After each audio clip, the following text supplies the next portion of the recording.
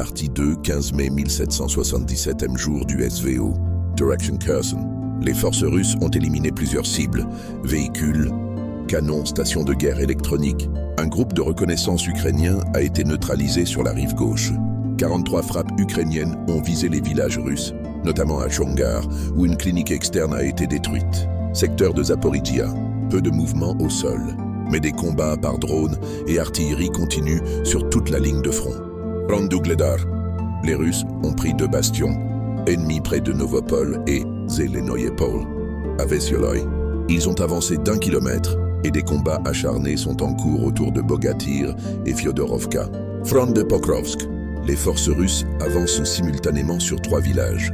Muravka, Novonikolaevka et Novosergevka. Novo-Alexandrivka a été libérée. Une percée pourrait encercler Pokrovsk par l'ouest. À l'est, les forces progressent vers Novo-Ekonomikeski, secteur de Toretsk. Pression constante sur la garnison ukrainienne de Novaya Poltavka. Des percées ont eu lieu à Yablonovka, Zaria et jusqu'aux abords de Petrovka. Les combats sont très intenses dans les zones résidentielles. Région de Chassoviarsky, les Russes ont repris les immeubles de grande hauteur. Depuis ces positions, ils utilisent des drones à fibre optique pour frapper les lignes logistiques ukrainiennes à Konstantinovka, secteur nord et Krasnolimansk. La libération de Torsky est confirmée. L'armée russe progresse vers Yampol et Liman, menaçant l'axe logistique de Seversk. L'objectif ?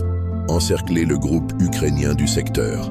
Kupiansk, Kharkiv et Soumy, combat de position à Volchansk et Liptsi. Dans la région de Soumy, l'ennemi tente de forcer le fleuve Seym par bateau.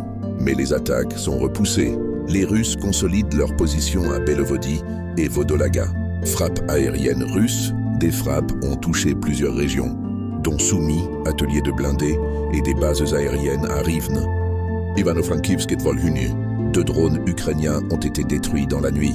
Début des négociations entre la partie russe et ukrainienne, sous la médiation des États-Unis et de la Turquie. Lors des premiers pourparlers, une décision a été prise, celle d'un échange à grande échelle de 1000 prisonniers de guerre. Cette décision démontre la bonne volonté de 2 parties de résoudre les différents problèmes du conflit.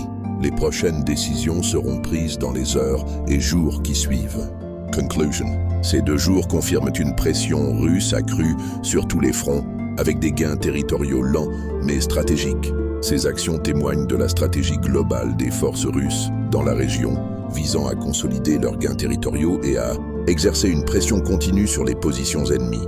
Likez si vous voulez des updates quotidiennes, abonnez-vous à page Sébastien K14 et donnez votre avis en commentaire.